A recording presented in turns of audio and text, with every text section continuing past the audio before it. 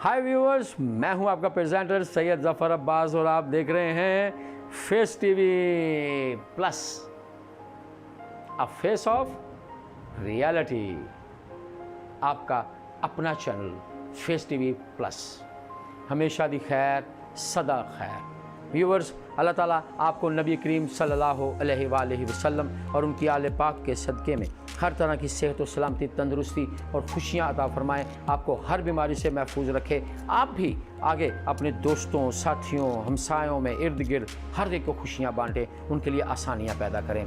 तो व्यूअर्स, आज का एपिसोड इंतहाई खूबसूरत एपिसोड है, जिसमें मैं आपको बताऊँगा किस तरह से एक माँ ने खुद पढ़ाकर अपने बच्चे को दुनिया का अजीम साइंसदान बना दिया। तो व्यूवर्स, इससे पहले कि हम अपने अगले एपिसोड का आगाज़ करें, सबसे पहले ये काम कीजिए कि इस चैनल को लाइक कर दीजिए, शेयर फेसबुक और व्हाट्सएप पर, जी बिल्कुल, और सब्सक्राइब करना तो मत भूलिएगा। अगर कर दिया थैंक यू सो मच, और बेल आइकॉन ज़रूर दबाइए प्लीज़। तो आगाज़ करते हैं अपने अगले एपिसोड का। व्यूअर्स, राज़ हयात एपिसोड नंबर 23, 23वां एपिसोड। इस एपिसोड में व्यूअर्स, मैं आपको लेके जा रहा हूँ पुराने वक्तों में, यानी कि 1847 में। अमेरिका की एक रियासत ओहायो है, उसका एक इलाका है मिलान। उस मिलान इलाके में 1847 में एक बच्चे ने जन्म लिया। व्यूअर्स, वो अपने माँ बाप का 7वीं औलाद थी और आखिरी बच्चा था।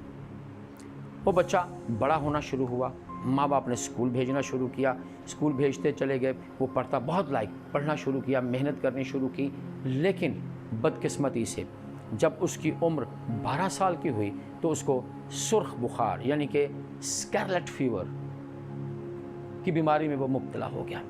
इस बीमारी ने व्यूअर्स उसके कानों पर असर करना शुरू किया और उस बच्चे की जो सुनने की ताकत थी वो कम होना शुरू हो गई। 13 साल की उम्र में वो बिल्कुल भी सुन नहीं पाता था, बहुत कम उसको सुनाई देता था। एक दिन जब वो स्कूल से घर लौटा तो व्यूअर्स, उसके हाथ में एक लेटर था। उसने वो लेटर ला के अपनी माँ को दिया। माँ ने उस लेटर को पढ़ा तो उसकी आंखों में आंसू आ गए। लेकिन उसकी माँ ने जल्दी से अपने सारे बच्चों को इकट्ठा किया और इकट्ठा करके सबको ये लेटर ऊंची आवाज़ में सुनाना शुरू किया कि बच्चों, इसके स्कूल से ये लेटर आया है और इस लेटर में लिखा है कि आपका बच्चा इंतहाई ज़हीन और इंतहाई इंटेलिजेंट लायक बच्चा है।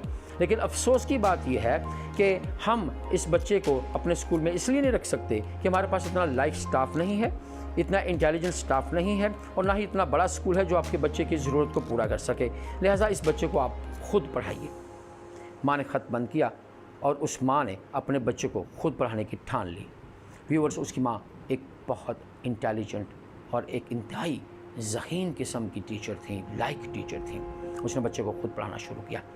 अब उस दौर में, जैसा कि आपको मालूम है, बहुत महरूमियाँ हुआ करती थीं, खाने पीने की भी, और बहुत से मसाइल का सामना करना पड़ता था।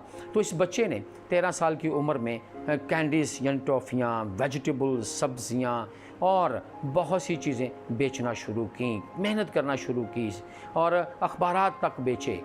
तो व्यूअर्स, और इसकी एक खूबसूरत बात व्यूअर्स ये थी इस बच्चे की कि इसने अपने उस मेहनत में जो पैसे थोड़े थोड़े बचा कर, इसने अपनी पॉकेट मनी, जिसे आप समझ लीजिए, बचा कर ये करता क्या था व्यूअर्स, ये उन पैसों से एक्सपेरिमेंट के आलात ख़रीदता था, तजुर्बात के आलात ख़रीदता था और केमिकल्स ख़रीदता था और एक्सपेरिमेंट्स किया करता था।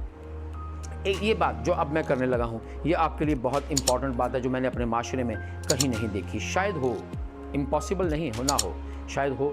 अच्छा, वो बात ये थी कि व्यूअर्स, एक दिन बैठे बैठे सोच रहा था कि अल्लाह ने मेरी सुनने की ताकत छीन ली है। इसका मतलब है कि वो खुदा ये चाहता है कि मैं अपनी सारी तवज्जो अपने काम पर दूँ, अपना सारा ध्यान अपने काम पर दूँ, मैं इधर उधर की बातें सुनूँ ना। लिहाजा उसने इस नज़रिए को अपने अंदर बैठा लिया और मेहनत करना शुरू कर दी। और मेहनत करता करता, मुख्तलिफ मराहिल से गुज़रता अखबारात में काम करता हुआ, पढ़ता हुआ, ज़िंदगी के हालात से लड़ता हुआ एक बहुत बड़ा साइंसदान बन गया। और वो साइंसदान था कौन? तो मिलते हैं उस साइंसदान से। उसका नाम है थॉमस एडिसन। यकीनन आप जानते होंगे, अगर नहीं तो सुन लीजिए कि थॉमस एडिसन दुनिया का वो साइंसदान है कि जिसकी बहुत सी ईजादात हमारी ज़िंदगी का आज भी हिस्सा हैं और क़यामत तक हमारी ज़िंदगी का हिस्सा रहेंगी। तो व्यूवर्स, इसने इलेक्ट्रिक पावर जनरेशन यानी कि बैटरियां बनाई गाड़ियों में इस्तेमाल होने की, कंक्रीट हाउसेस, कंक्रीट फर्नीचर और व्यूवर्स इसने वेजिटेबल्स को प्रिजर्व करने के तरीका ईजाद किया, लोगों को बताया। वहाँ भी था तो यहाँ भी इसने भी किया। और फिर इसने व्यूवर्स जो इसकी ज़बरदस्त चीज़ें थीं उनमें था फ़ोनोग्राफ। ये वो था जिसमें से आवाज़ प्रोड्यूस होती थी, आवाज़ रिकॉर्ड भी की जा सकती थी। और उसके बाद इसका बेहतरीन ईजाद में से मोशन पिक्चर कैमरा, यानी कि जिसमें फ़िल्म इंडस्ट्री में रेवोल्यूशन आया, मोशन पिक्चर कैमरा। और फिर सबसे बड़ा व्यूअर्स अनफॉरगेटेबल, नाकाबिल फरामोश, जिनको हम नज़रअंदाज नहीं कर सकते, और वह है बल्ब से कौन नहीं वाकिफ़, रोशनियों से कौन नहीं वाकिफ़। आज मैं आपके सामने रोशनियों में ये सारी बातें कर रहा हूँ, इस कैमरे के ज़रिए से आपका अपना पैगाम आप तक पहुँचा रहा हूँ। ये सब एडिसन ही की बदौलत है। अगर एडिसन ना होता तो शायद दुनिया बहुत सी ईजादात से महरूम रह जाती। तो व्यूअर्स, ये कैसे मुमकिन हुआ? माँ की ज़हानत की वजह से। इसलिए कहते हैं कि माँ नस्लें संवार देती है। और व्यूअर्स, नस्लें संवारना ये बाप का काम होगा, लेकिन माएँ करती हैं। और व्यूअर्स, वैसे मैं आज तक ये नहीं समझ सका कि जब हम अपने बच्चों को स्कूल में दाखिल करवाने के लिए जाते हैं तो हम बड़ा स्कूल ढूंढते हैं। ये बड़ा स्कूल होता क्या है मुझे आज तक नहीं पता चला। हमारा बच्चा बहुत अच्छे स्कूल में पढ़ रहा है, ये अच्छा स्कूल भी क्या होता है मुझे नहीं पता। यकीन जानिए, अगर आप अपने इर्द गिर्द माहौल में देखिए तो आपको नज़र आएगा कि वहाँ अगर कोई बहुत बड़ा बहुत अच्छा स्कूल है तो इन्वेस्टर ने, मैं इन्वेस्टर की बात करूँ जिसका ताल्लुक एजुकेशन से नहीं है, उसने इन्वेस्ट किया, एक बहुत बड़ा शानदार स्कूल बनाया, कमरों को डेकोरेट किया, उसमें बहुत सी लेटेस्ट जो डिवाइसेस हैं वो लगाई और आपके लिए बड़ी बड़ी फीसें रख दी और कहा कि ये बहुत अच्छा बहुत बड़ा स्कूल है। व्यूअर्स, सोचिए, जो बंदा इन्वेस्ट कर रहा है आपके इलाके में, वो स्टाफ आसमान से लाएगा, वो स्टाफ भी आपके इलाके से ही लेगा। और अगर आपके इलाके में इतना अच्छा स्टाफ मौजूद है तो यकीनन वो कहीं ना कहीं अच्छे स्कूल में पढ़ा रहा होगा, किसी ऐसे स्कूल में जो आपकी नज़र में अच्छा नहीं है।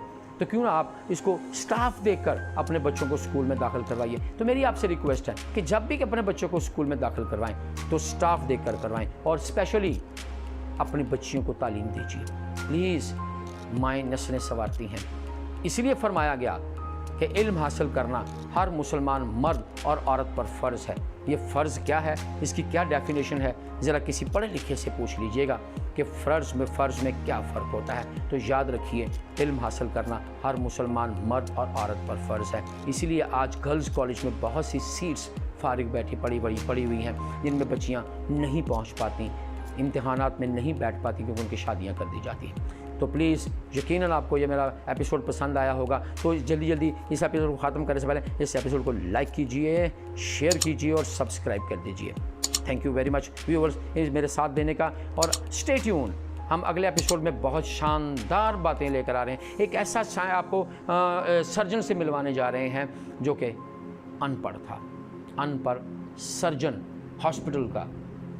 तो फिर इजाज़त दीजिए, अपने प्रेजेंटर सैयद ज़फ़र अब्बास को मिलते हैं अपने अगले एपिसोड में, राज़ हयात एपिसोड नंबर 24 में। तब तक इजाज़त दीजिए, अल्लाह हाफिज़।